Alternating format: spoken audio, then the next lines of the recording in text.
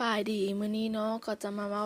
เกี่ยวกับวิธีการนับการหายใจจะเป็นจังไดนั้นไปเบิ่งกันเลย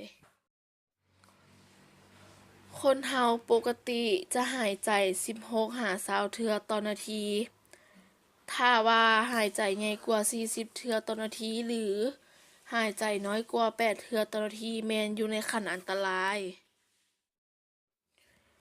ก่อนเฮาจะนับการหายใจเฮาต้องกวดการเบิ่งการหายใจว่าปกติหรือบ่ไวหรือช้าก่อนจะนับการหายใจเฮาบ่ควรไปบอกคนเจ็บว่าเฮาจะนับการหายใจของเขาเจ้าเพราะบางเทื่ออาจจะเฮ็ดให้กับเจ้าการหายใจได้วิธีนับการหายใจ